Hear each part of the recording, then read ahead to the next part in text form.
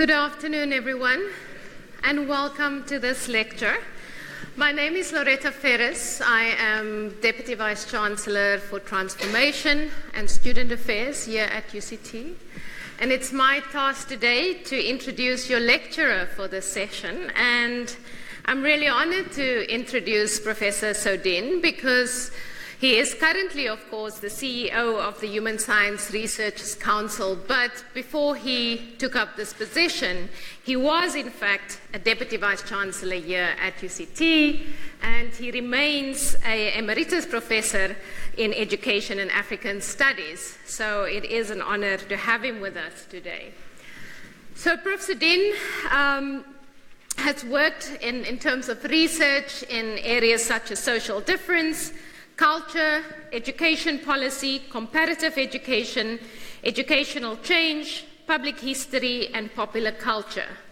He's written 3 books, 4 edited collections, and over 190 articles, reviews, reports, and book chapters. So in particular, just to share some of his work with you, he's co-edited 3 books on District 6, Cape Town. He's done a joint edited book on comparative education, and he is the author of The Making of Youth Identity in Contemporary South Africa, Race, Culture, and Schooling. He's the author of Realizing the Dream, Unlearning the Logic of Race in the South African School, and the co-author of Inclusion and Exclusion in South Africa and Indian Schools. And he holds a PhD from the University of New York at Buffalo. So whilst he is CEO of the HSRC, he also is involved in a number of local, national, international, social and cultural organizations. He's the chairperson of the Independent Examinations Board. He's former president of the World Council of Comparative Education Societies, and he currently chairs the Ministerial Committee to evaluate textbooks for discrimination. So we are really excited to, given the wealth of expertise he has in this area, we're really excited to listen to his lecture, which is titled 100 Years of Thinking Against Race. Now, as we know, the issue of race is something that remains pervasive in South African society and beyond. If a quick sort of screen of social media, for example, will bring up the issue of H&M and some of the outrage that has evoked as a result of the racist, or the perception that the ad was racist.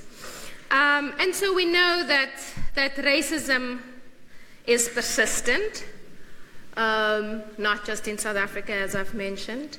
That it goes through processes of revival, of almost renewal in many respects, and it's always seemingly with us, despite attempts at deracializing culture and narrative. And we've seen it in many forms, as I've said, and here at UCT, of course, it's something that we deal with, and in my portfolio, that we deal with on a continuous basis.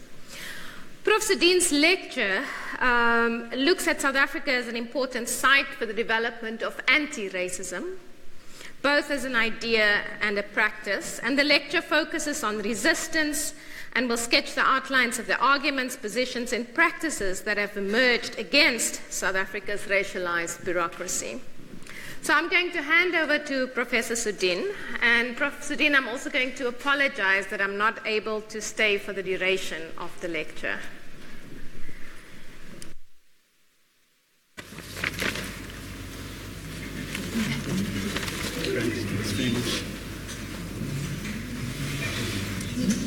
Put in my pocket. Thank you very much, Professor Ferris. And thank you to all of you for coming to this presentation. I have a lot to say. I hope that you'll stay the course, because this is a double lecture.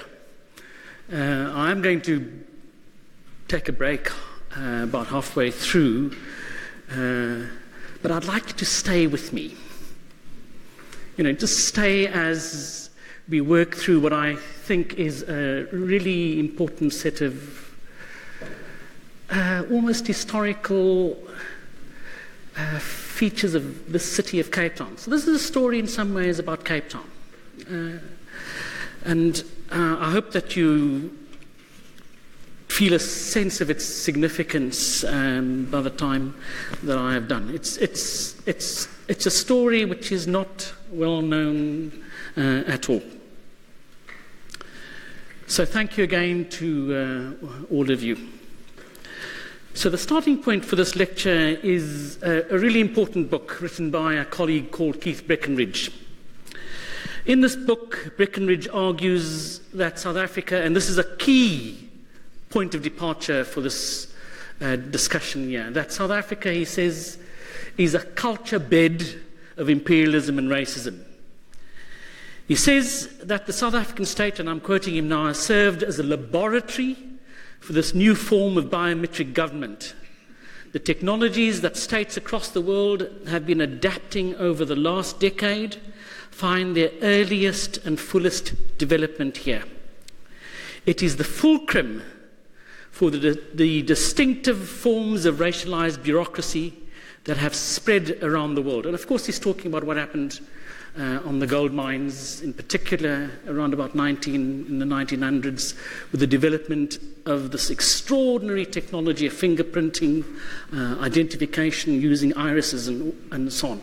I mean, all of that stuff starts here. And it's really, as he says, thinking about South Africa as this laboratory for the practicing of these kinds of ideas. But what I do in this talk is also argue that over a period of about 100 years, a very distinctive anti-racist tradition arises here in South Africa, which I call a counter-culture bed. It begins its life in the persistent contradictoriness of colonialism in the 19th century and erupts, marking the grounding years of the anti-racist movement in the very bowels of the white colonial establishment. Now, the dynamo behind this eruption, Olive Schreiner, reading this contradictory systems literature, comes to the astonishing insight of the social constructedness of gender and of race. And that's the major conceptual idea that I'm going to be working with here, that these ideas of gender and of race are made-up things. And we can argue about it. Very happy to get into a discussion with you around that. So this idea is passed on again through dissident and self-aware elites to a group of new intellectuals in a radical political and sociological turn that happens in the 1930s here in Cape Town. This turn is powerfully explored and developed by the black consciousness movement in the 1970s to the 1990s in their distinct shift of the race discussion from its largely economic analysis, where race is essentially constructed as a after effect of class. The term that we use in sociology is epiphenomena. So race is seen as something that follows class rather than as a phenomenon all by itself. So the black consciousness movement brings this discussion to a high point around about 1990. Now, I know that you would have, of course, have had an introduction and awareness of the black consciousness movement, but I'm going to be talking about people here of whom you would not have had, or not in the ordinary way have come across. And they constitute an extraordinary gallery, if you like, of Cape Townians and people who came to make Cape Town their home. They include a woman called Ruth Schechter, an academic called Lancelot Hogben, a lawyer, a teacher called Ben Kiss, and of course the intellectual Neville Alexander. They're really quite extraordinary figures in our Cape Town history. So how am I going to take you through this history? I'll start by talking about the idea of race. The second part of the talk will bring us to the topic of the work, South Africa's 100-year-long history of intellectual resistance to the colonial and apartheid project. And then the talk concludes in an attempt on my part to assess the significance of this counterculture bid. I need to make it absolutely clear, I'm not talking about political organizations. So I'm not going to be talking about the ANC, I'm not going to be talking about political parties and so on. This is essentially a talk about ideas which are part of our history. I shift now to talk about this idea of race. The approach I take, following the major, both social and biological scientists, is that there is nothing natural about the idea of race. There is nothing natural about the idea of race. Race, as the eminent sociologist Paul Gilroy has remarked, simply did not exist as we comprehend it now. Of course, the term is used before the 1900s, but as we use it now, the understanding that we have only came into being, he says, in the 19th century. Although it is presented as a permanent, inevitable, and extra-historical principle of differentiation, there is nothing automatic about it and the difference that it makes. Lots of writing on this, and it really deserves a talk all by itself. Talking of the geneticist Craig Venter's work, and he's not a South African, Craig Venter, he's the big genome mapper. Craig Venter has a very large following, and two people who've been working with his work, working with the genome map very closely, are sociologists at the University of Columbia in New York, who've written extensively about the significance of this mapping. And they say about Venter that this mapping of the human genome has revealed nature's, and I'm quoting now, real world of irremediably diverse individuality. Nature's world of diverse individuality illustrates that the concept of race has no genetic or scientific basis, and that there is no way to tell one ethnicity from another in the 5 chilera genomes. It is a made-up idea, they say. So this is a really important conceptual anchor for the way in which I'm going to be talking here. I'm making the argument here that this idea emerges, and it is necessary to keep this explanation in play in what follows in the historical conjuncture of science and power in the late 19th century, when Europeans discover the world and have to account for the social and economic relationships they begin to develop with the people and places they encounter. In this made-up understanding of race, a few human physical variations are used to classify people into races. In the face, it is foreheads, jaws, noses, cheekbones, eyelids, and of course hair. In the body, it is breasts, penises, posteriors, and vaginas, all classified into types. And it is here in South Africa that this practice of race as a classificatory framework is brought to a high point.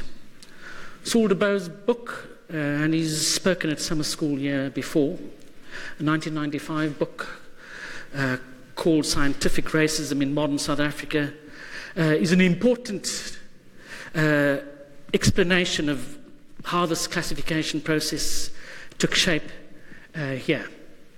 And he does this really important job of showing how universities, particularly the universities of the Witwatersrand and UCT here, were places where paleontologists were quite preoccupied and almost obsessed with trying to prove this concept, this idea of race.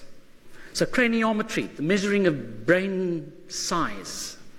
What they did was to collect skulls from hunting parties and use that to try and demonstrate this point that there was a difference between the size of black brains and white brains. This measurement preoccupation is begun by Francis Galton, a cousin of Charles Darwin. Now, Galton is better known as the father of eugenics.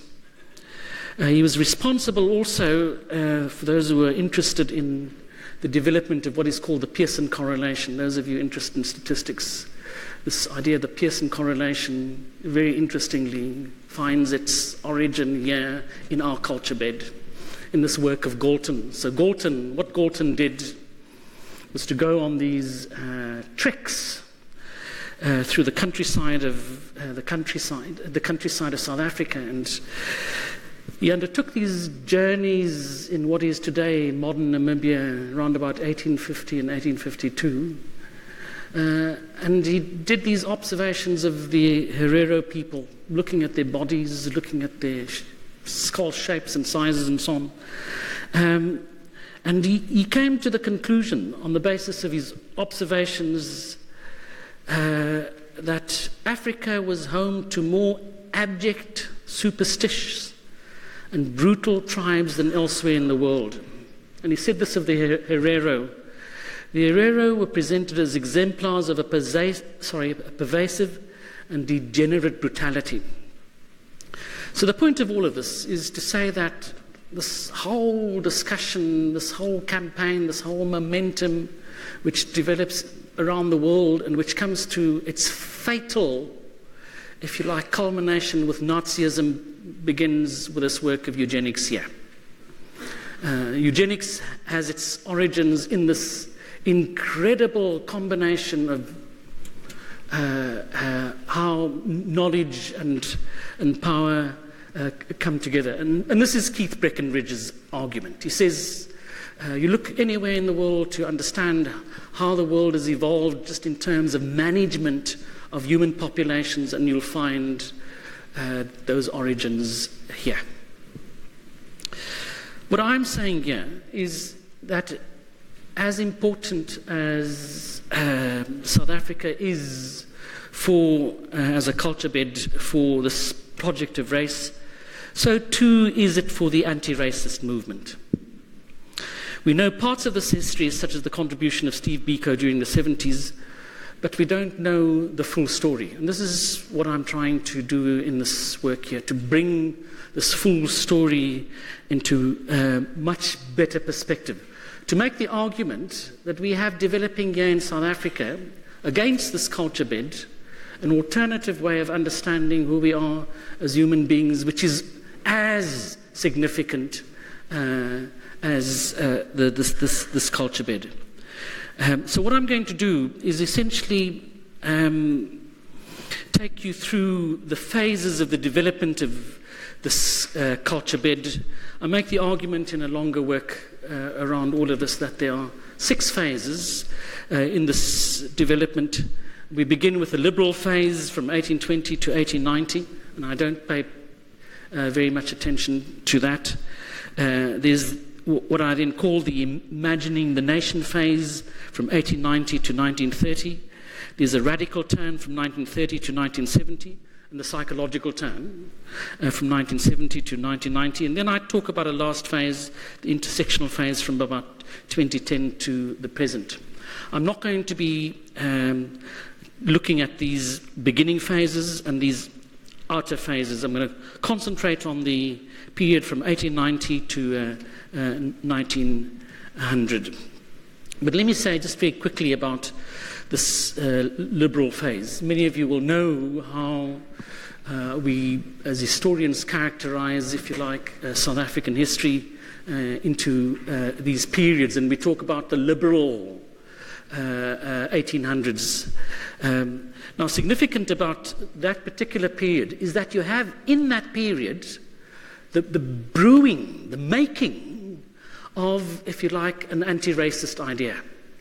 And it's articulated by the very people who are responsible for the management of the colony at that time. One of them is a man called John Fairbairn. John Fairbairn was, of course, the founder of the South African Commercial Advertiser, the first newspaper. He's also the founding father of the South African educational system.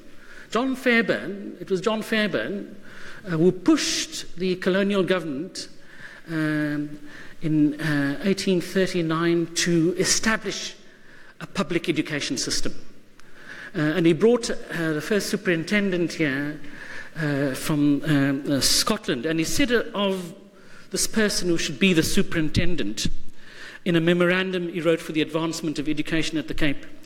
He urged that the government should choose for its superintendent a person who would be able to estimate at their practical value, or rather at their real nothingness. Just listen to these words.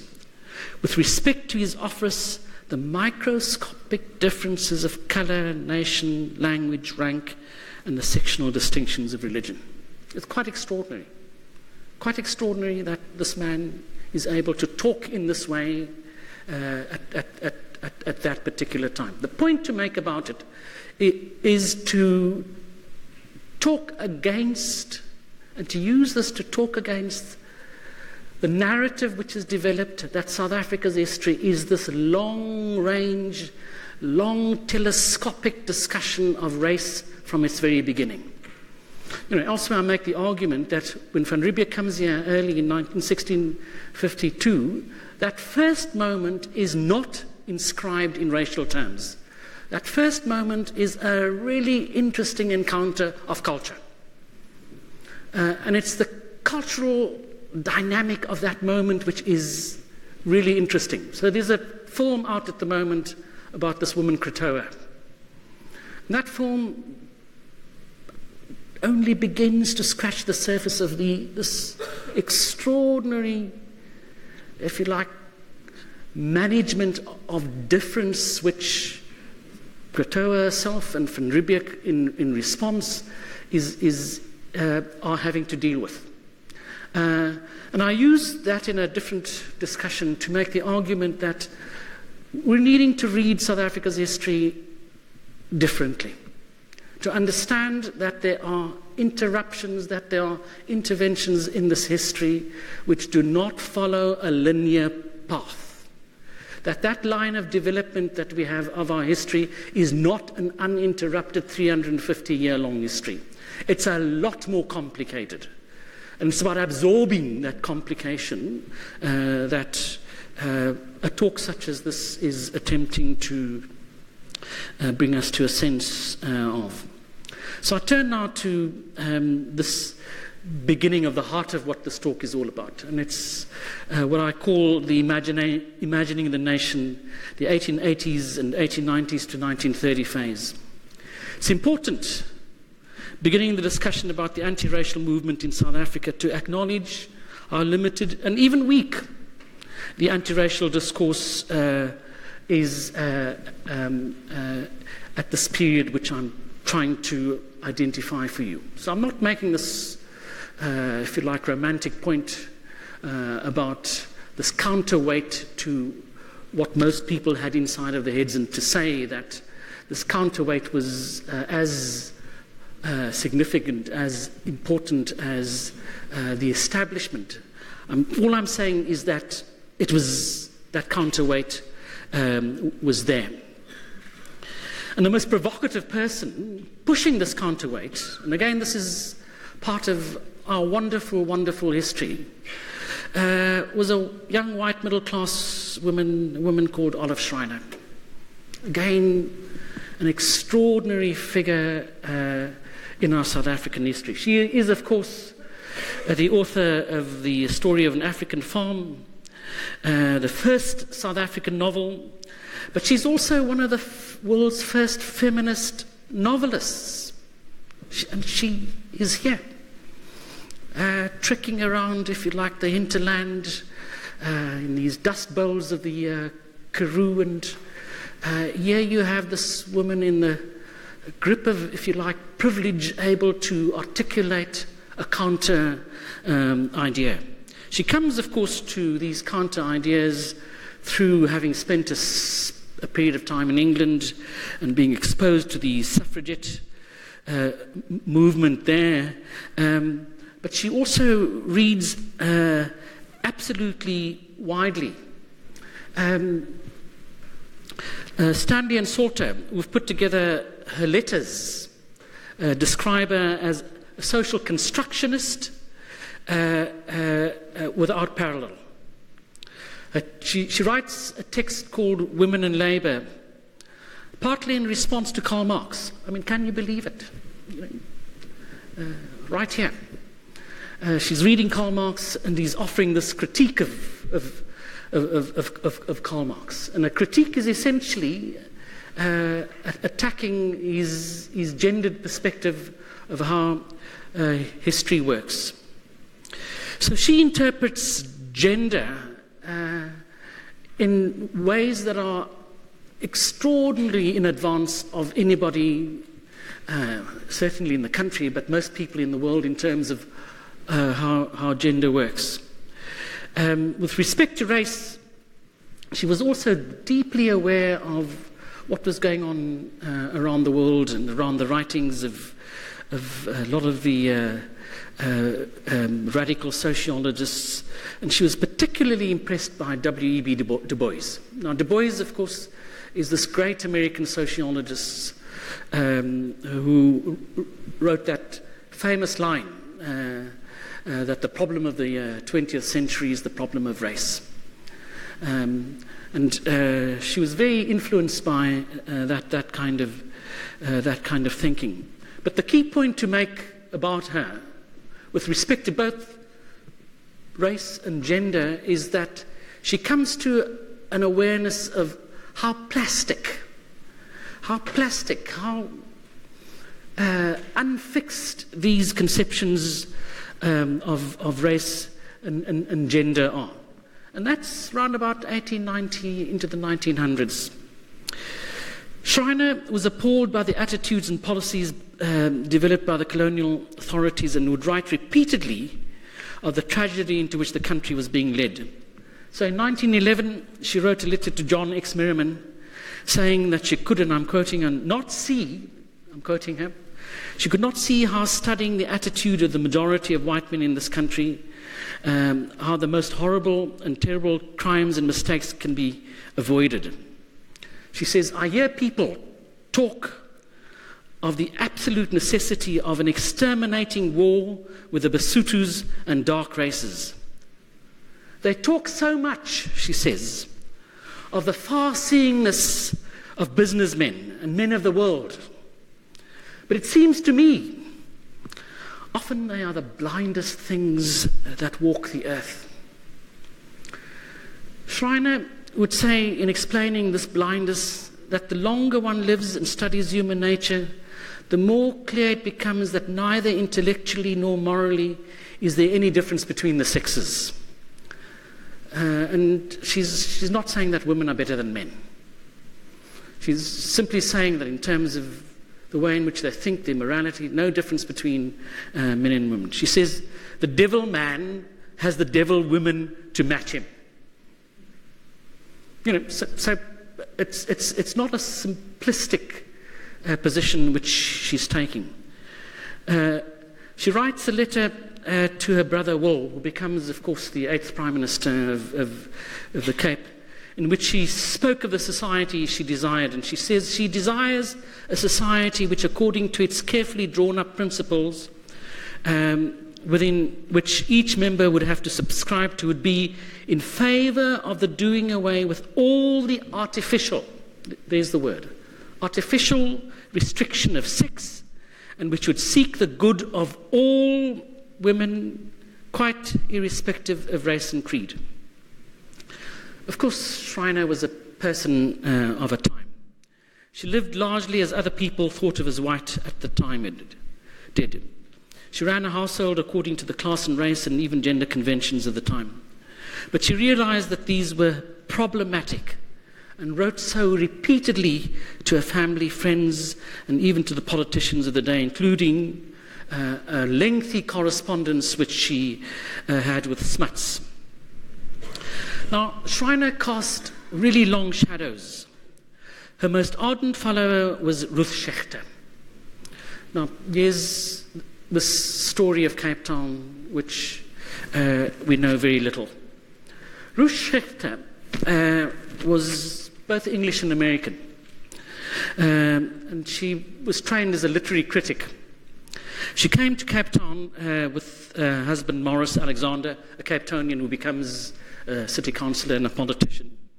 And she set up a social and activist circle which absorbed quickly the influences of Gandhi. Gandhi came to her home quite often, and critically that of Olive Schreiner. She develops this deep relationship with Olive Schreiner, and she becomes Olive Schreiner's most insightful, if you like, interpreter. So to her home, Schechter invited the intellectually and politically dissident. Their discussion flowed robustly and rigorously. Into that circle stepped people like Ben Farrington, a classics professor at UCT and a member of the Irish resistance. Present too was the larger-than-life Lancelot Hogben, a young biologist. Hogben spent 4 years at UCT. Hogben had already begun thinking as a zoologist about race, and he would write in his biography, "While I was in Cape Town, my reading became increasingly restricted to historical and philosophical themes. I became interested in colonialism, in the psychopathology of race prejudice, in the national credentials of theories of race superiority, and in the population problem then coming to the fore." At the time, he was regarded as a real troublemaker, and people were actually quite pleased to see the back of him when he left in 1930. But he left because he said that he could no longer tolerate the racialized environment he had found at UCT. But what he had done, he had turned his department, his zoology department at UCT, into one of the leading global centers for experimental biological research. Again, here in Cape Town. And he would say of this lab which he established that I think it's the best in the British Empire at the moment. He would leave here and would go on, not without controversy, because there were lots of people very irritated by his manner, and go and establish at the University of London this first department of social biology anywhere in the world.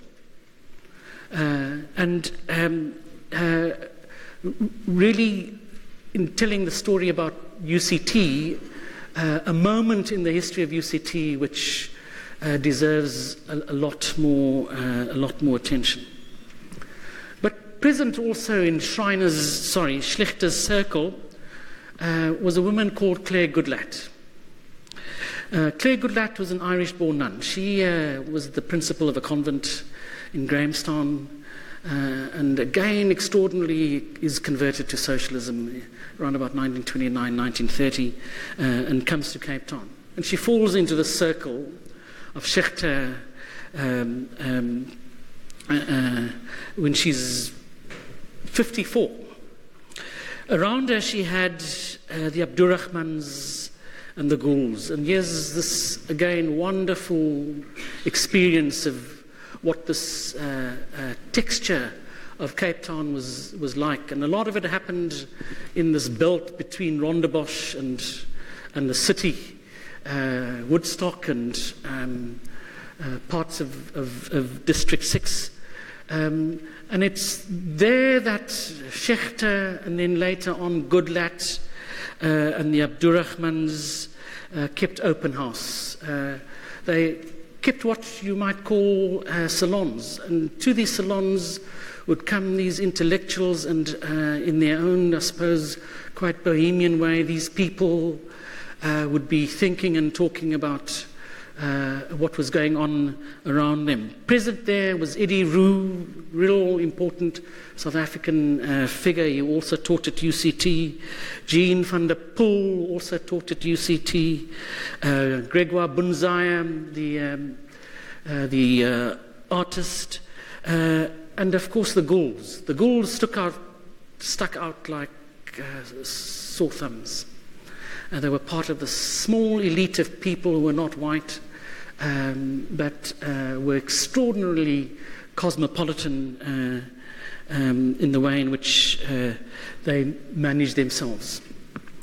It's out of this company of people that you have what you might regard as the equivalent of the Harlem Renaissance in New York. And what these people are responsible for is igniting a moment in the 1930s which simply blooms and flourishes and turns Cape Town, if you like, into an alternative center of thinking about what it means to be a human being. Begins with Schreiner, and it's taken into this flowering in these exceptional homes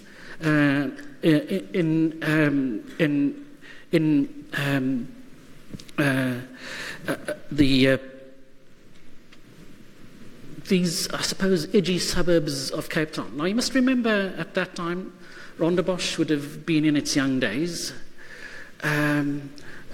Most people, and you had a spectrum of society living in places from District 6 to Woodstock. And it's later that these suburbs develop these kind of middle-class characters that they have. And it's in that transition, if you like, period that these developments take place.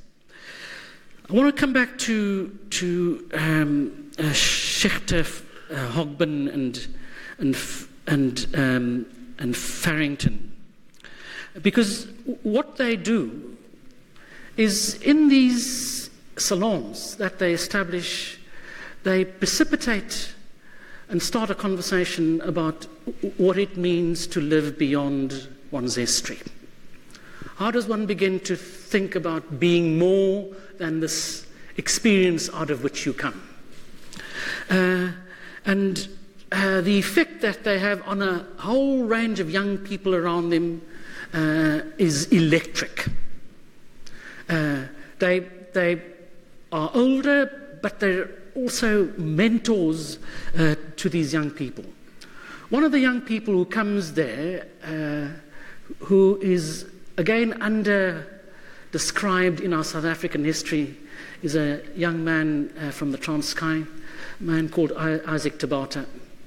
He drops out of the University of Fort Hare, becomes a lorry driver here in Cape Town, but he's very intellectually inclined, and he falls into this company of people. And he says of them, he says of Claire Goodlatte, that Claire Goodlatte was one of the people that helped to mold me. He says it was she who showed us how to live. So the moment is really deeply important in thinking about, how we tell the story of what Cape Town is all about. Because what happens next is that we move into what I call the radical turn, and this radical turn essentially sees the social circle converting itself beyond simply, if you like, the provocations of intellectual debate, to begin to think a little more politically. And a moment which gets them deeply moved is what is happening on the global stage between Stalin and Trotsky. And this fight between Stalin and Trotsky, which of course culminates in Trotsky's death around about 1940, comes to expression and life here in a way which one sees in few parts of the world. And the moment of provocation is the moment in which the Communist Party of South Africa adopts what's called the Black Republic thesis.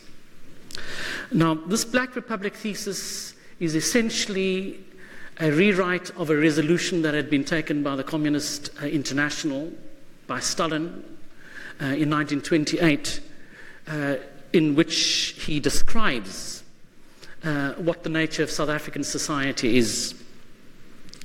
And in that description, he essentially makes the point. He says, these are the Stalinists, that South Africa is essentially a black country.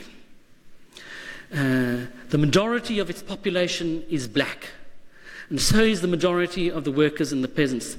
The bulk of the South African population is the black peasantry, whose land has been expropriated by the white minority.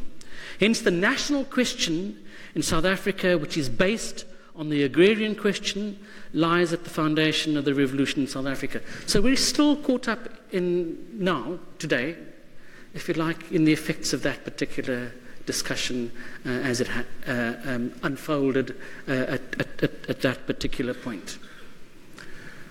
But that position was opposed vigorously by this community of people around Goodlat, around Schechter and Farrington. Their position was that the real issue in the country was about class, not race. Capitalism, they argued, was the problem. So in response to this Black Republic thesis, they established a whole series of organizations in 1930s. It's this that is this flowering moment in Cape Town in the 1930s. They first of all established the Lenin Club in 1933, the National Liberation League in 1935, the Workers' Party in 95, and in 1937 they establish what is essentially the engine room for them, an organization called the New Era Fellowship. So again, this is not a well-known part of our history. Let me see, how many of you know about the New Era Fellowship? How many of you have heard of it? Anybody? Okay. This is this hidden history of the space in which we find ourselves. Because what the New Era Fellowship essentially does is set up an alternative, even university, if you like, outside of the university.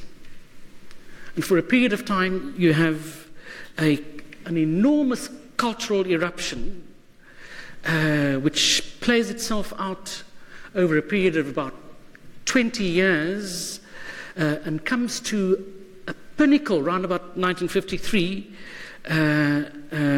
when this man Ben Kiss gives a lecture which is called The Contribution of the Non-European Peoples to World Civilization. So these people, Kiss and the people around him, were a formidable group of moderately educated young Cape Townians. A lot of them come directly out of courses that they would have done here at UCT. A lot of them would have been sitting in classes with lecturers who stimulated and encouraged them in really important ways. But they were deeply, if you like, skeptical and suspicious of the institution itself. And so they go and set up in places like the Stakesby Lewis Hostel in District 6. So this Stakesby Lewis Hostel is still there. It was if you like, a kind of centre, an alternative centre for intellectual development inside of Cape Town. And there, a colleague, Siraj Rasool, says that a movement was developed which took the shape of a whole range of cultural and political organizations and societies which were unashamedly about ideas. And all of this is the provocation. All of this is the stimulus of this new era fellowship. They were intent, as colleague Siraj Rasool says, on taking the nation to school. It was critical, they believed, that they came to an engagement with why people thought as they did, and to begin to help them come to a different understanding about what was inside of their heads. He says, this process, which was begun here, constituted a long-range project in public education with features resembling state-like rituals and practices, and through an analysis of power in society and the conditions of resistance and collaboration, a system of representation was created, complete with its own vocabulary, framing categories, nouns, verbs, activities, and procedures through which the nation was defined. The enemy named and conceptualized, and through which a moral code of behavior was counterposed to that of the enemy.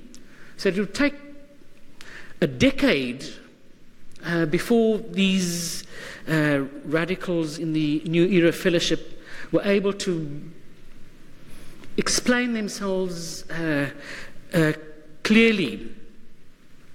But the moment comes through the conversation which, again, these are names that we should be far more familiar with, comes through the conversation which a man called Ghulam Gul, he's one of the doctors, he gets married to a woman called Jainab Gul, or his brother is married to a woman called Jane Gul, and Ian Tabata and Ben Kiss and Ali Fatah and a man called Hosea Jaffe.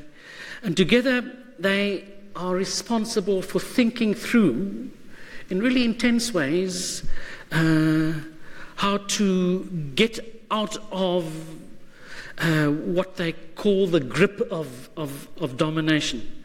And a key moment arises when Ben Kiss gives a lecture in 1953, and the lecture is called The Contribution of the Non-European Peoples to World Civilization. Now, this lecture focused on the myth of race and sought systematically to demolish the idea of Western civilization and the idea of a Western man with a Western soul, a Western philosophy, a Western science, and a Western way of life.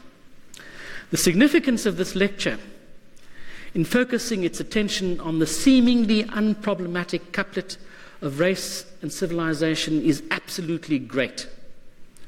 It extensively addresses how the world of the 1940s and the 1950s, despite the horrors of the Holocaust and the Second World War, continues to be drawn in the image of racial biology. And this is Kiss now talking. He says, the creed of the new myth requires the changing of only one word in the Nordic gospel. And it reads, in Western kind, the world once more its will will find. The peoples of Asia and Africa are regarded as belonging to backward or child races whose inherent inferiority is patent from their numbers, skin color, queer customs, heathen gods, laziness, treachery, primitive methods of farming, irresponsibility, fatalism, and disregard for the sacredness of life. As far as Africa is concerned, it is the home of permanently child races. What Kiss goes on to do is to make the point that one of the more important tasks of our time is to dissect this myth and to give our reply to it on the level of ideas and in the field of practice. His contribution begins this task. And it begins by explaining the use of the term non-European. And it emphasizes that the term non-European is only a geographical term, and that it could refer to people of any skin color, height, hair texture, skull or nose shape who live outside of the continent of Europe.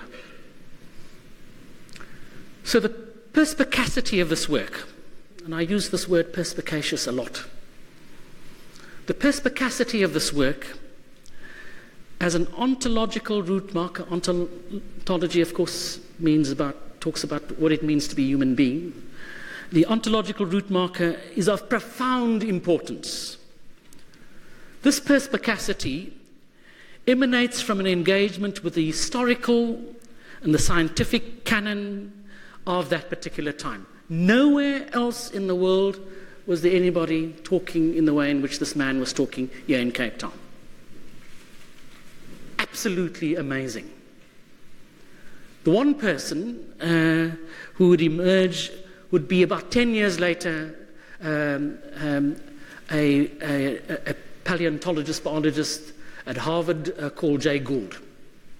Jay Gould wrote an extraordinary book that changes the whole of sociology, if you like, called The Mismeasure of Man. But Kiss writes the stuff here in 1953, long before Jay Gould comes to understand what the argument is all about. And Kiss is saying clearly here, in this lecture that he gives, the human race is now, as it was when Homo sapiens evolved, one biological species with the same number and formation of bones, the same brain and nerve structure, the same internal organs, the same 4 types of blood groups. The blood groups was the most, at that particular time, the most indicative marker of race. And it's the science that he's drawing on then. And he's saying that human beings are the same internal organs, the same 4 types of blood groups, and the same capacity, in fact, propensity for interbreeding. Geographical dispersal, isolation, and diet have not made the slightest difference to the biological unity of man as a single species, and provide no scientific basis for division into what are popularly miscalled races. Now, strikingly, at that time, many of you will know Philip Tobias. Yes, you know the name Philip Tobias. So Philip Tobias, of course, is our major paleontologist. So the point to make that as this man Kiss was talking about the stuff, at the same time you have people like Philip Tobias still walking around in the Karoo, picking up skulls for the purpose of trying to measure and make the point about the distinctiveness of what he would have described as African races. So the really important point, and I'll close here for this and give you a leg stretch. The really important point to make about this is that you have here in Cape Town, outside of the university, this discussion, this conversation taking place, which is way in advance of anything else happening elsewhere in the world. And it brings the discussion of race to a point which is only to be picked up again properly in the 1970s and the 1980s. So the fact that it is here is such a deep part of what our Cape Town experience is all about, and which is what, in some ways, we ought to be marking and making a great deal more fuss about. I'll pause there and give you a few minutes to recover.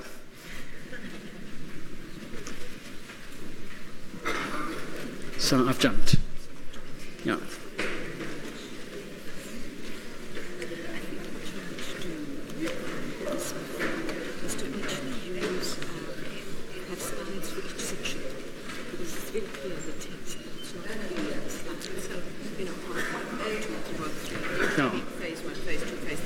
Yeah.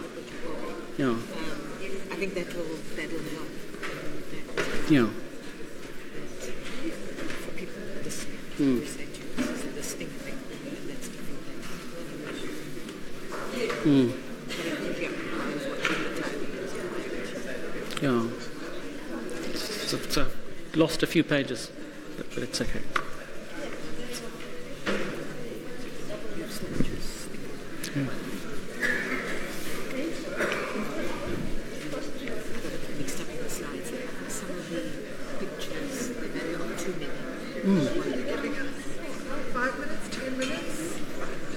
10. 5'10", okay.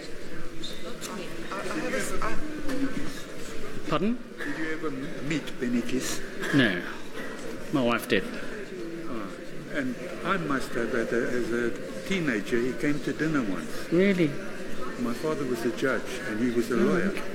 Yeah. And this was very unusual at that time. Yeah. That must have been in late 40s. Really? Listen, You remember it?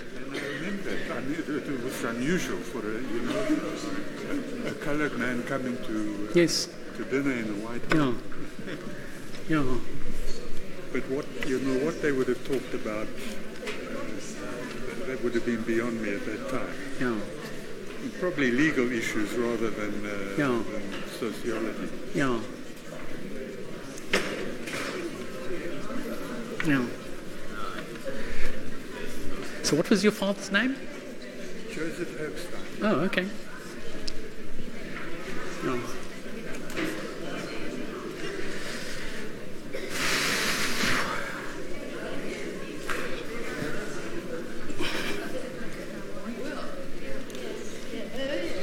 Makes sense.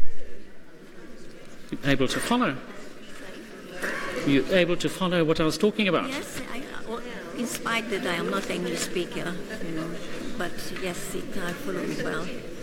You speaking very well, you articulate very well, which I can't say about every lecture. Very interesting.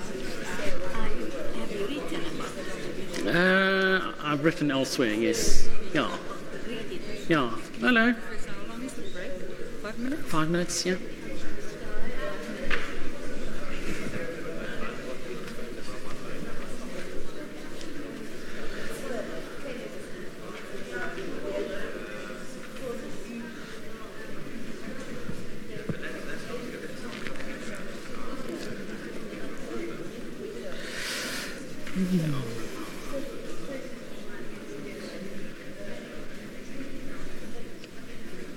All right. Means a lot to me as personal colour, all that you're saying. As here, as I've got few degrees from university, but when I was an undergraduate student, Dimitri Erasmus was my lecturers, and she was really, really powerful force in helping me to begin to think of myself differently. I think it took me until my second or third year before I saw a personal colour as a lecturer here at UCT, because it's the early 2000s, and it finally occurred to me, could I do that? I could do something as important as that, So, in fact, so I started reading a new book, which I can see why you're the forward for, because I don't have training in sociology as such, so a lot of the terms and ideas are more that, but this is helping me to get more of a sense of, I've just started, more of a sense of where she's coming from. Yeah. So she comes out of this. She comes out of this with difficulty herself. And I mean, I think what's often the best, I think you're the most passionate, most astute, and the most insightful when you do. When you actually have the lived experience of these things. Yeah. Yeah, it's not. Still with plagiarism as well. Really? Yeah. I've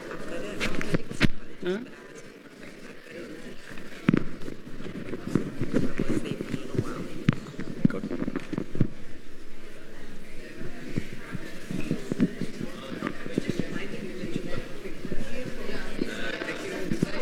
Huh? Whatever you say, yes. Projecting. I think you must gather people.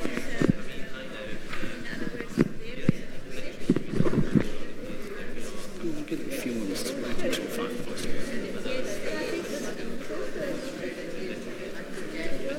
So I'm almost inclined to just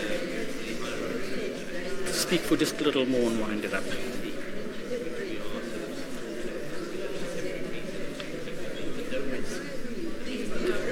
Okay? Oh, you jumped.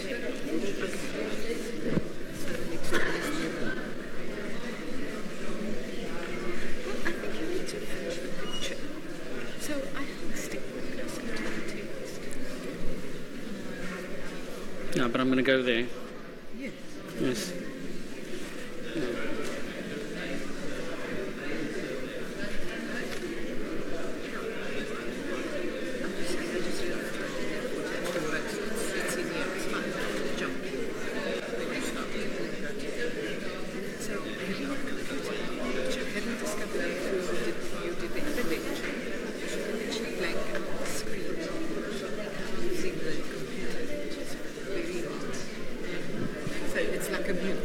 Oh, yes, yeah. Which I've never known. Mm. And that's Yeah. Yeah.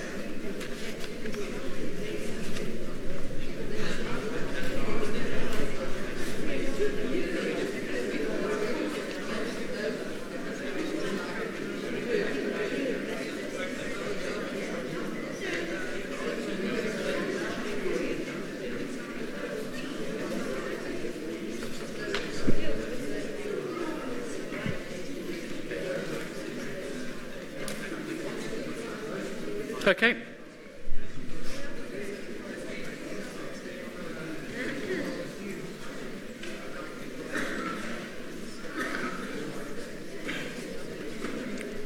So I'll try and make this second part a little shorter so that we have some time for conversation.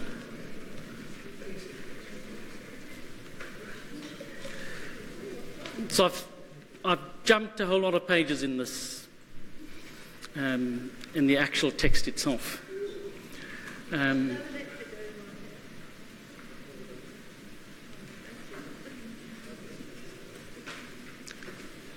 Okay, and so there's a lot of texture to this Cape Town experience, which some of you may have a sense of, and some not. But it's really about the kind of political history of what happens in Cape Town. And so you have arising out of this particular movement here, an organization called the Non-European Unity Movement, which is established in 1944 and is led by essentially people like KISS. And they drive this campaign begun out of the New Era Fellowship around race. And what I say in my notes here is that for a period of time, if you went out into any school in Cape Town between the 1940s and the 1950s, you would have come across organizations like the Teachers League of South Africa. And the Teachers League was, if you like, this training ground for these ideas that came out of the New Era Fellowship and the Non-European Unity Movement. But the critical thing about this Non-European Unity Movement is that they operate on this basis of what they call non-collaboration. And it's this non-collaboration issue which becomes the issue which essentially, in the end, I think causes the difficulty which they have in taking their ideas beyond these circles in which they find themselves. So they continue to have a deep influence on teachers, but they're unable to get into the wider Cape Town community. And that's what those few pages would have been all about. So I'll now move to the part 2 of this lecture here. And this part 2 is essentially to tell the story of Neville Alexander, who is the inheritor of this tradition. He's not a member of this particular group of people, but he's the inheritor of where they come from. And it is he who, some of you know the name, don't you? Neville Alexander. Yeah. And it's he who really is responsible for developing this idea conceptually. And he writes prolifically into the 2000s, right up until 2012, I think, when he dies. And he pushes this issue of non-racialism in a way which nobody around him is able to do. He writes a book called One Azania, One Nation, in which he makes the point that he says that what we now know about the subject of race attenuates the claim even more fundamentally that all mankind, and they were very gendered, these people, so they use the word man in ways which I suppose we wouldn't so easily today. He says that all mankind has far more genes in common than the alleles which differentiate the various races. Only 5 to 10% of all our genes are concerned with the little superficial frill of variation on which races are classified. And my wife sitting over here says he got it wrong, actually. It's 1%. It's even less than 1%, but this was the state of their knowledge at the time that he was writing, and he's like the people who come before him. He makes this argument that we, as human beings around the world, not only here in South Africa, have been completely captured by this falsehood of the idea of race. And he carries on to say that it is the definitive marker of how we have come to understand each other, how we have come to understand the differences between each other. And his irritation with that is almost palpable. He says in relation to that, he says, put very simply, this approach, this belief that we tend to have, this approach implies that because a very large number of human beings believes that there are ghosts, science must accept the reality of ghosts, because the belief in their existence occasions individual and group behavior that could be expected if such things did in fact exist.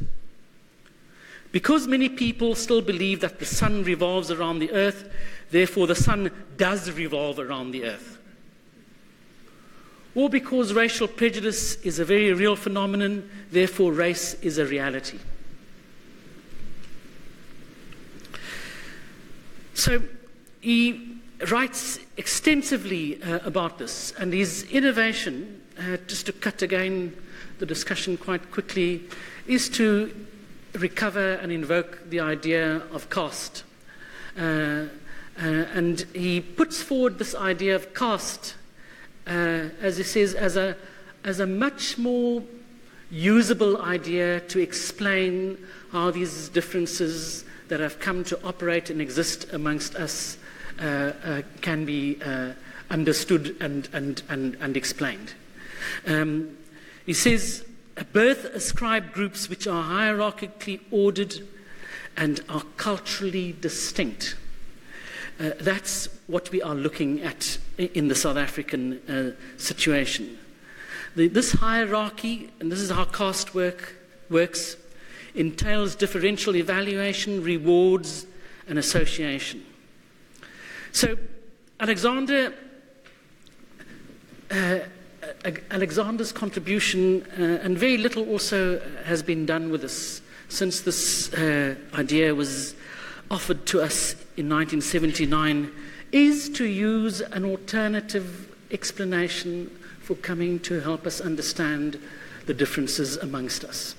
So it's not to deny those differences, it's to say that those differences actually exist, but we come to explain their bases on wrong terms.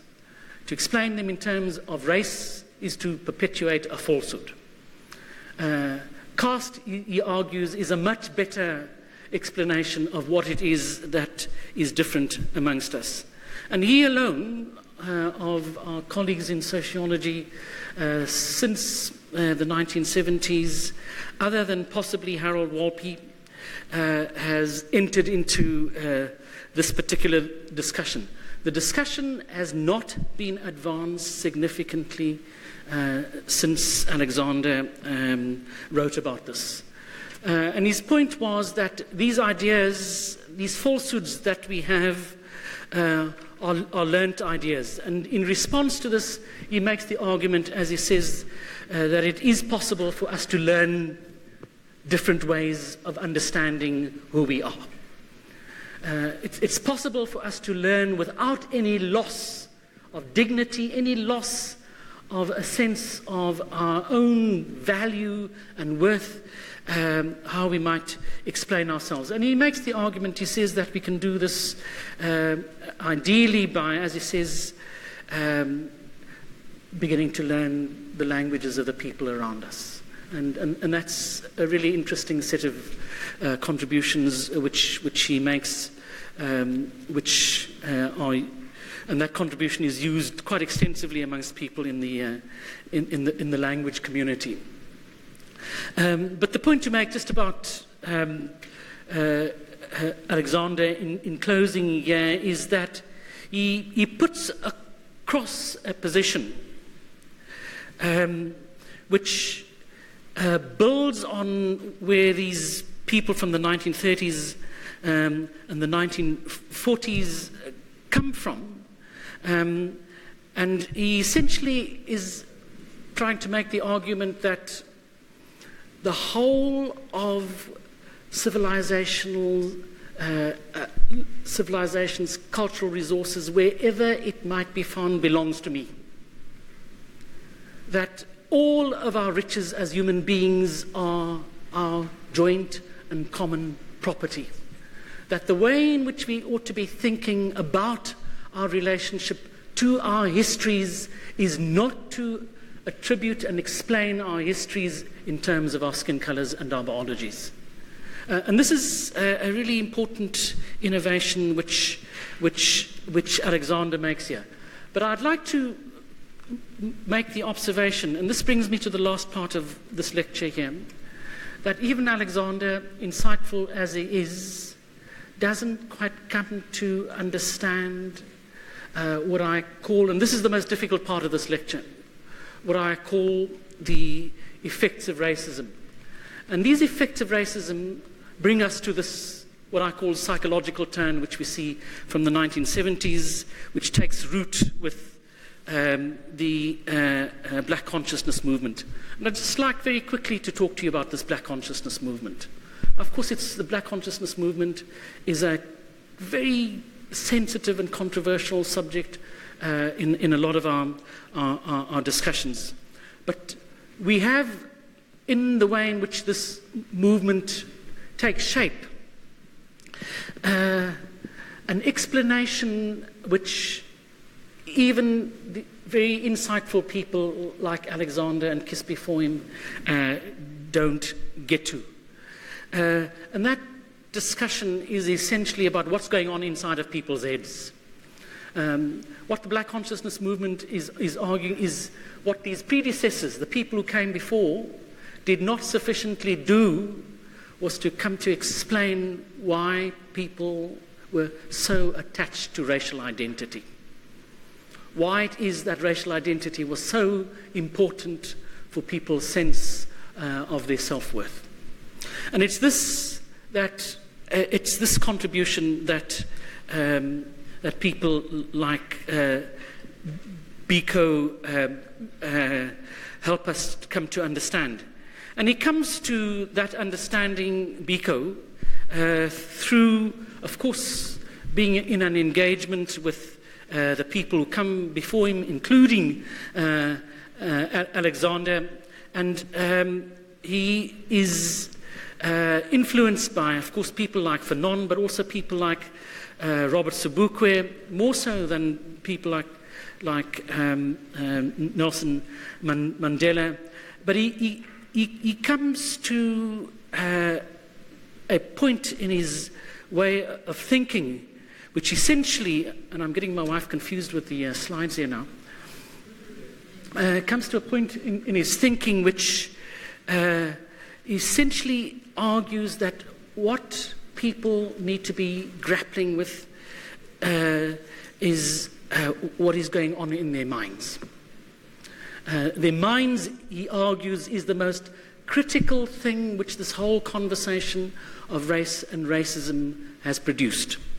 He says to get blacks in conscientization to grapple realistically with their problems, to attempt to find solutions to their problems, to develop what one might call an awareness, a physical awareness of their situation, to be able to analyze it and to provide answers for themselves.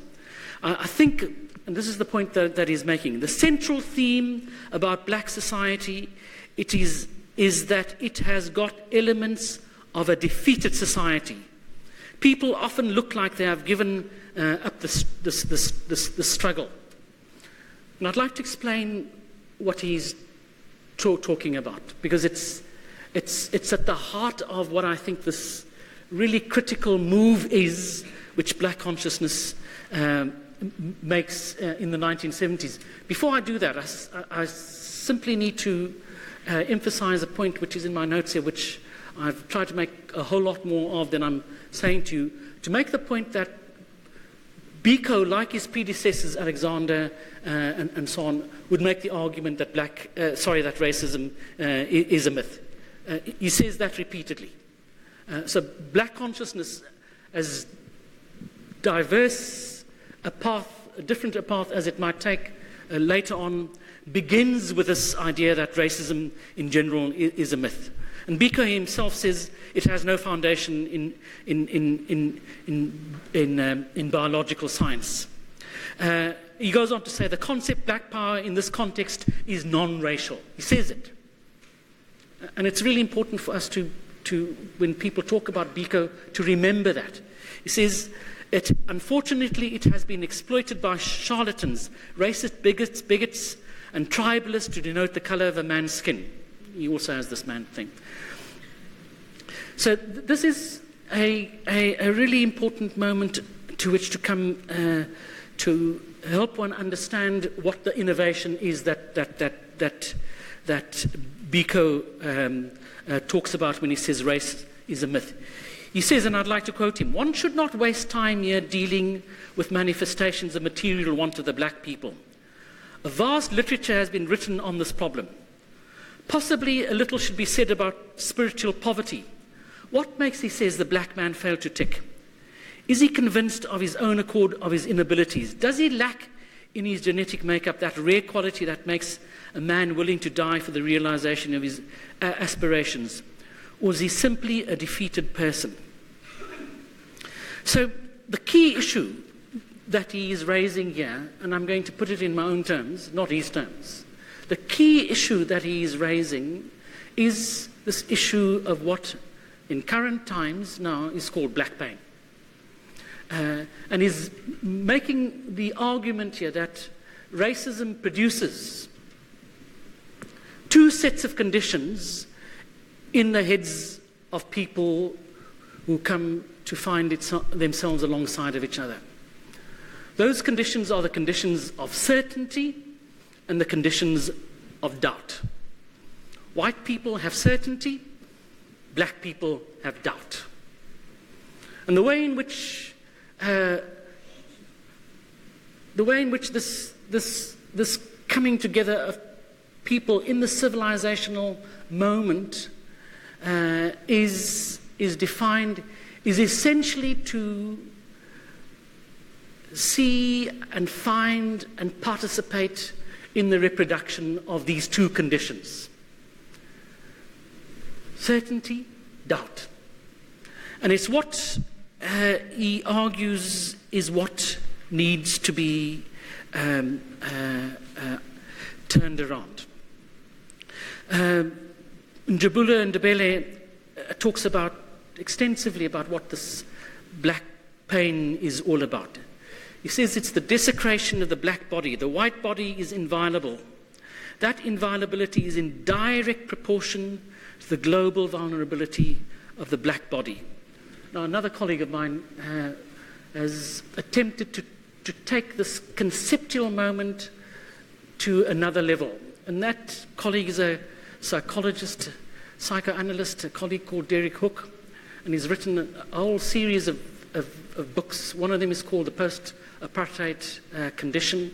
And he, I think most insightfully, has come to help us understand what is in front of us in the politics of the moment. That politics, as he says, and he uses the word abjection, is fundamentally about abjection. It's not politics by itself.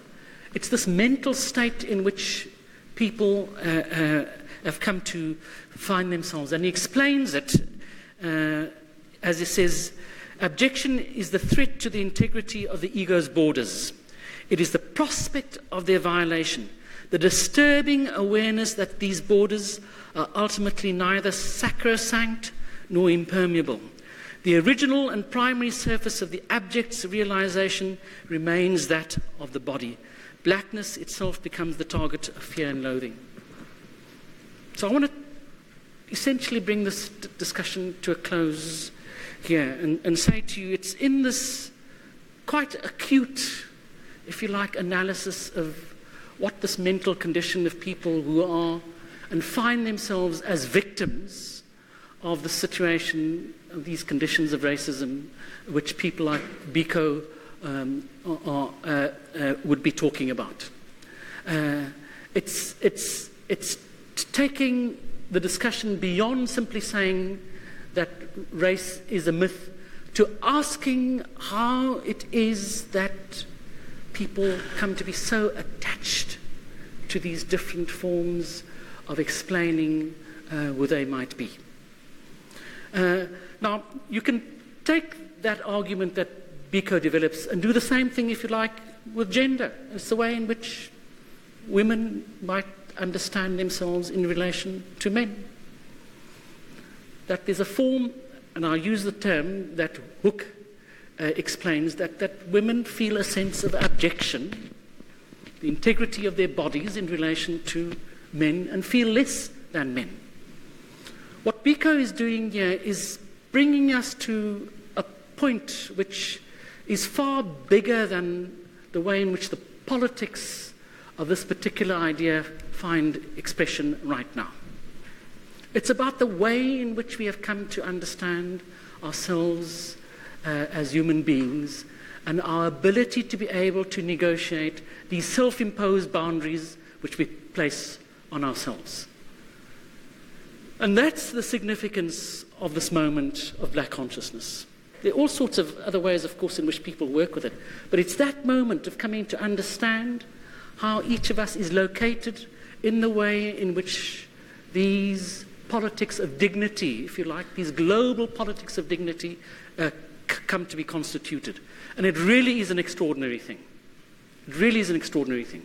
I think a lot of people in the black consciousness movement go on and to undermine a lot of what they are talking about and recover a pretty essentialist idea of blackness, which puts them in a simple reversal of where white people are whom they are criticizing. And so they lose the value of this extraordinary productive moment which they put in front of us. So what I'm saying here is that, in conclusion, I started talking to you about how South Africa is this culture bed, this laboratory, this practice space for thinking about the idea of race.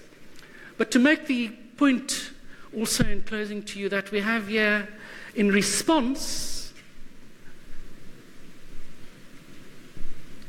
in the most insightful ways about ourselves as human beings, we have a response which is of deep, deep global significance. Almost nowhere else in the world do you have this genealogy which I have just described to you. And it makes South Africa an alternative laboratory alongside of that other kind of laboratory. It's an extraordinary, extraordinary space. And I close by saying to you that, you know, as a scholar myself of all of this, it's an absolute privilege to be in the presence of this extraordinary stuff.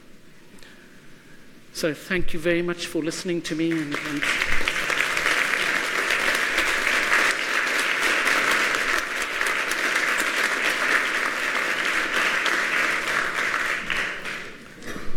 very happy to take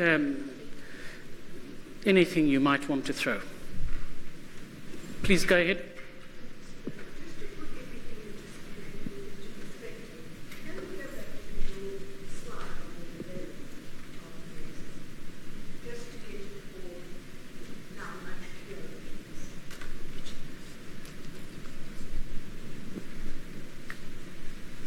Well, you're talking about the one that got 1, 2, 3, and you jumped through 4 and went to 5, and you got 4 now.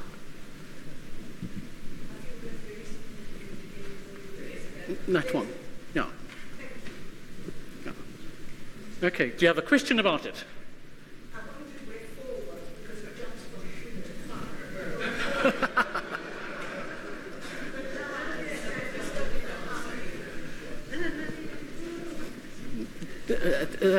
It's more than Freudian. I really should have broken up 3 into a 4 too. Please go ahead.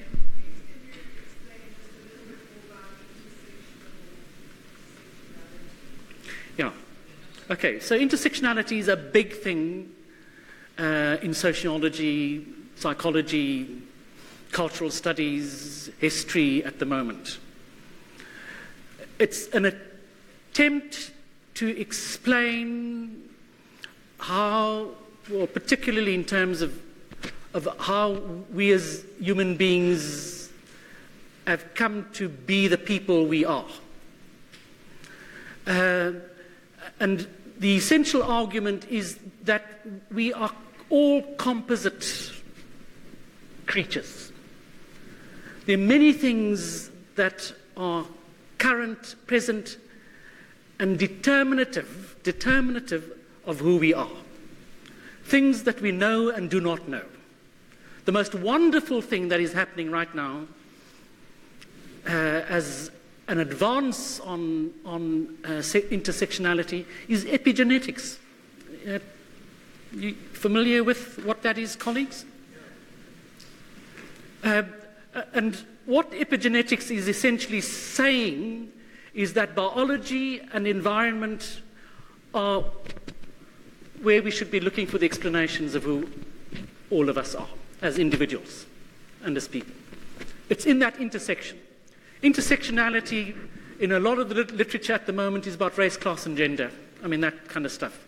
Putting race, class, and gender together and saying that one is not more important than the other. You may have, in some circumstances, class being more significant, but that these things are present in all of our lives all of the time. Epigenetics pushes that even further, and it's absolutely wonderful stuff.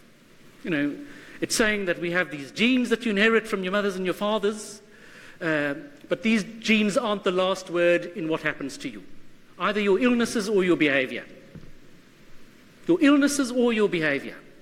Sorry, my doctor is sitting in the room here.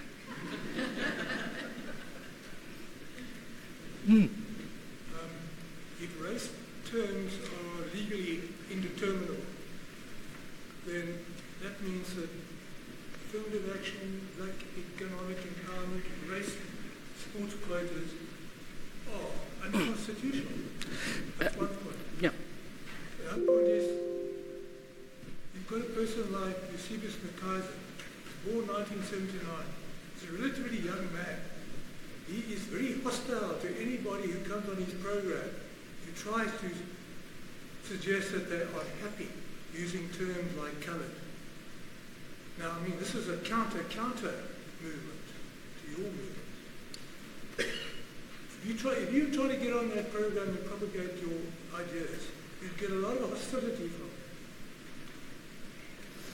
Yeah. So your first point was that race terms are legally yes, determinable from what you say. Yeah. So those issues have never been pushed constitutionally. Why doesn't somebody challenge the Constitution on this? No, it's a really interesting question. Why doesn't these big firms who have to institute affirmative action, why don't they challenge the constitutionality of it?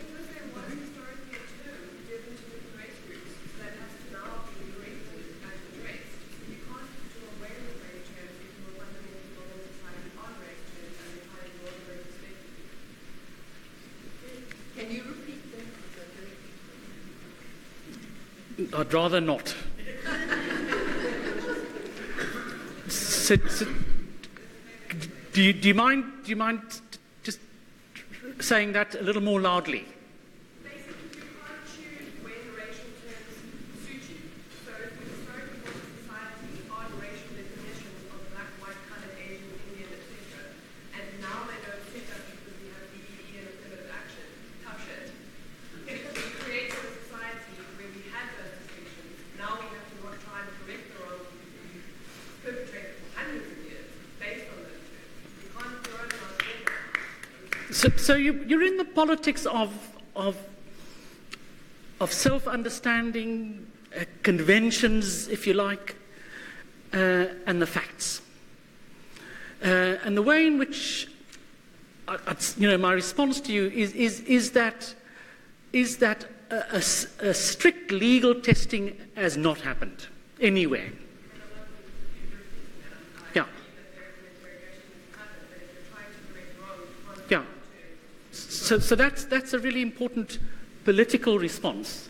Neville Alexander gave a lecture in 2006 at the summer school on affirmative action, and he said, that this current government has re-inscribed essentializing of race. Yeah. And he said he wanted affirmative action to be based on different socio-economic markers than race classification. Yeah. Now, I think we could be making that argument still, and I think that argument is still valid. It's that argument that was the basis on which the whole debate here at UCT happened around the admissions policy. It was exactly around those kinds of issues. How do you begin to, and in that argument, how do you begin to get to people's real disadvantages? What really mattered?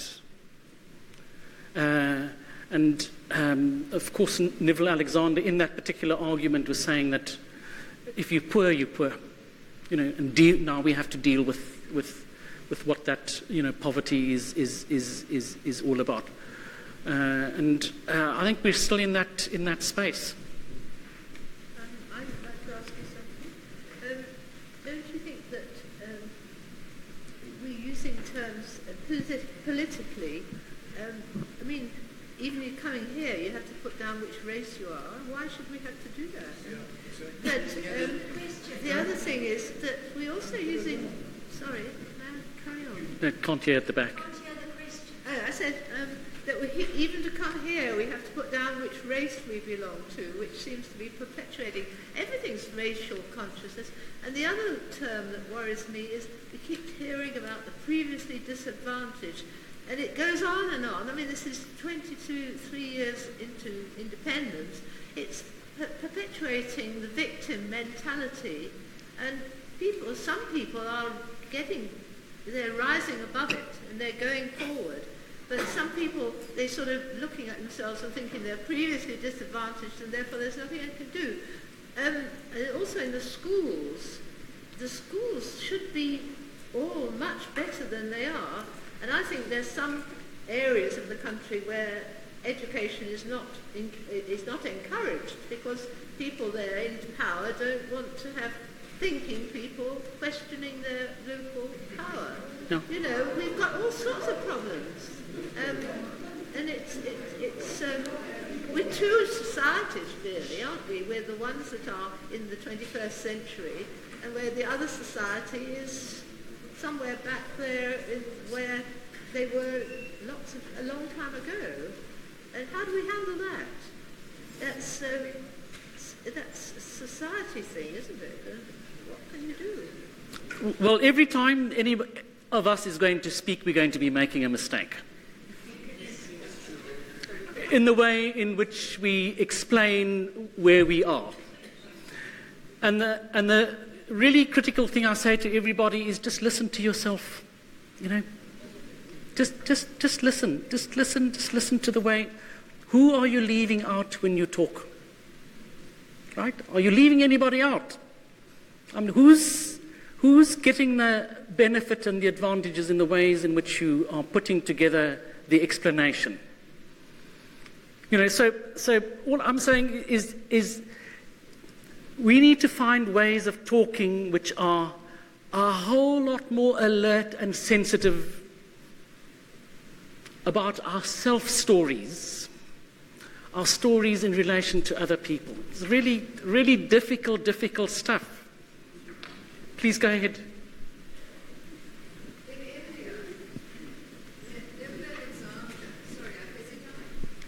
Go ahead, please, yes. We all know what the caste system in India did. Was he really serious? He's not propagating, he's using it as an explanation. So use caste to explain how people think about themselves. So he is not, no, think really carefully. He's not putting forward caste as a way in which we ought to be towards what we ought to be evolving.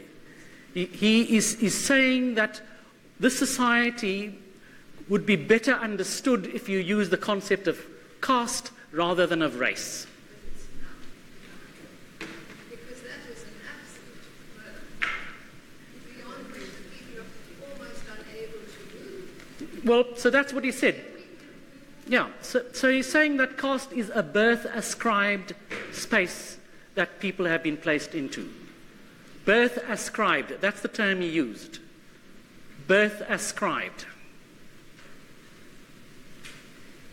And, of course, he wouldn't accept that at all.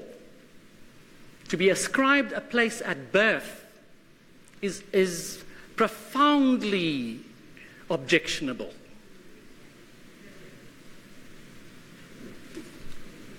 So as a person of color, as a psychological researcher and a clinical psychologist, this stuff really excites me a lot. I mean, hearing you speak feels like healing for me as South African.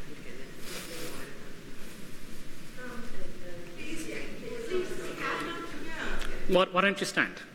Okay, so I was just commenting on how exciting all of what is being spoken about is for me as a person of color, as a psychological researcher, and as a clinical psychologist as well. And I see mainly clients of color in my practice. I don't advertise for them, they just come to me. I think perhaps it's got something to do with my otherness, perhaps, I'm not sure.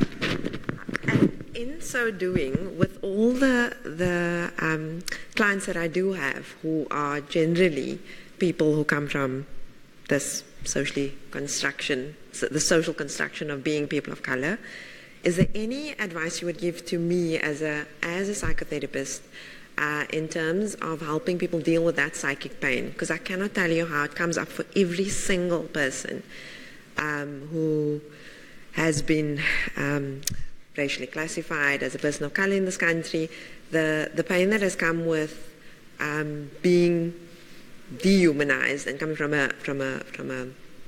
generations of people who've been dehumanized in that way. So simply to say to you that, so I'm not a psychologist, I'm becoming one. But it's absolutely clear to me that the way in which we in our fields come to understand these phenomena is far too mechanical. The way in which people work with trauma, and this is my response, is complicated. A lot of people are going to be hurt by trauma and damaged by trauma, but you also get people who are stimulated by trauma. They take hurt and they do things with them. You know, it's more than resilience. They decide that I'm going to not accept this. And the point that I want to make to you is that I think a lot of people, and it's the way in which this discourse works, come to explain their problems when actually there may be a lot more complicated causative factors behind those problems. So they may be going through difficulty and they'll say, you know, it's because of what I look like. But there may be all sorts of other complications. And all I'm suggesting is that it's that conversation that you as a consultant will have with people, which I think is really crucial, in which you push and push and push in deeply sympathetic ways, understanding who these people are, not saying you're wrong, you know, your view of life is incorrect, but always opening a window here, opening a new window, and it's, I mean, that's where we are so absolutely stuck, because we close the windows in our beings. You know, we are so susceptible to looking for that straightforward answer, when in fact the answer might be something else. It could be a simple something else. Race a lot of the time, but not always. Sorry, there are about 5 people with hands up.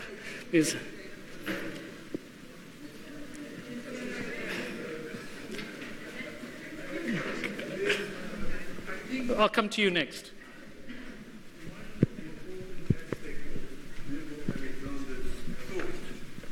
Which you didn't address, and that's the issue of language. Yeah. And language is a marker, the importance of mother tongue. And I see in South Africa an unthinking acceptance of the dominance of English. And that excludes the vast majority of our people. I absolutely agree. You know, the complexity around language has been, I think, particularly around Afrikaans, has put a whole series of filters around what's actually going on, which we need to be clarifying a whole lot more. So his argument was that, you know, that it really is important for us to be learning. And as I said, I have a piece in the talk itself, multiple languages. We have the capacity to speak multiple languages, and that it's through language that a lot of this suspicion of each other that we have in the country is fermented around the, if you like, the priority of English that English enjoys. So I agree.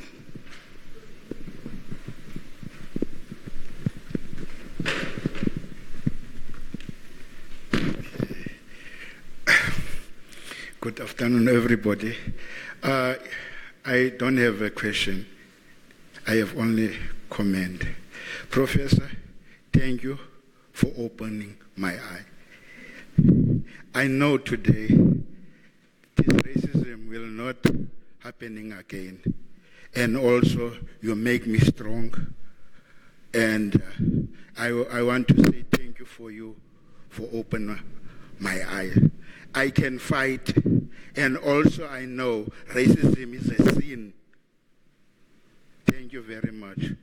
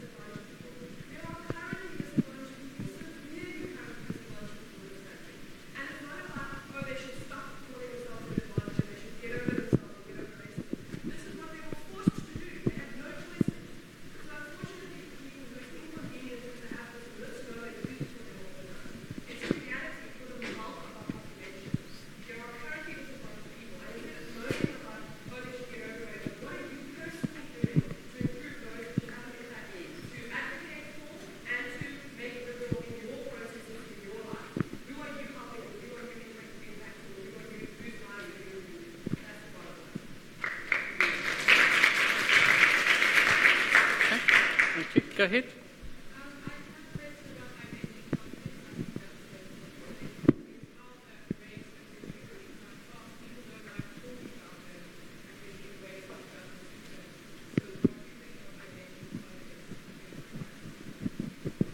Well, let me first of all just say, I would put a little bit of a qualification on what you're saying.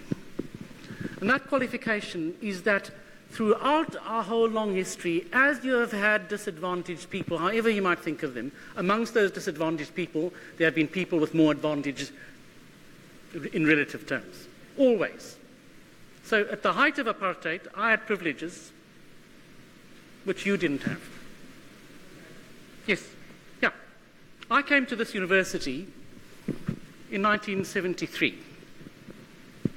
I had at that point already an exposure and experience which 99% of my colleagues in my classes did not have.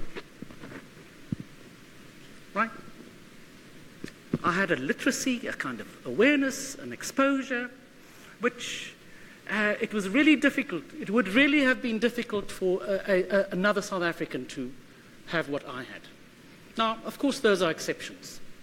The people that I'm talking about here in this group of 1930 people really struggled with your question. They struggled. They tried to tell people around them that we are of you. We come from you. My mother was a domestic worker. My mother was a garment worker. But you go and tell that to a garment worker. You know? And people were looked at with a lot of skepticism. Who are you? Right? Who are you? And so the point to make to you is, yes, in general, yes, but actually in the grain, the texture of it, it's a whole lot more complicated. And it's that complexity, in a sense, that I think our politics lacks. And so it's very easy for us to invoke, as we are now doing, like First Nations stuff. You know, we were here before you. We have prior rights to you. We won't move until you acknowledge that I am first. Then you come. And that whole politics is a politics which is essentially constructed around showing where you fit in the hierarchy. Where you fit in the hierarchy. Now, I have no problem, and I think it's really crucial, and let's talk about the Khoisan. It's really crucial, for example, that we are finding ways to acknowledge and be a whole lot more respectful of Khoisan culture. A whole lot more respectful. You know? It's a moral obligation. You know, why is that Khoisan culture not recognized as an official language? Why? You know, but to get into that argument that I have more rights than you is what our problem is. It's how we, you know, need to be, in a sense, negotiating just this complexity of these powers, of these spaces in which we find ourselves. And I'll say to you, I'm probably more privileged than most of you here. You know, I have to deal with that, as you have. You know, you have to deal with that privilege. How you deal with it is I think an issue which sits in front of all of us, because in relation to it we all have blind spots. We don't see how we got into those positions of opportunity and possibility as a man, right? As a person with this particular privilege that I have in coming into this university and being able to lead a relatively charmed life. You know, so there are really, I think, wonderful things that lie ahead of us. You know, in thinking about how we begin to construct a way of talking to people about their dignity in ways which don't put me in a state of precedence over anybody else. You know, I mean, how do you give people dignity? How do you give people dignity without taking away other dignities that people might have? And it's not easy. Madi, I see you.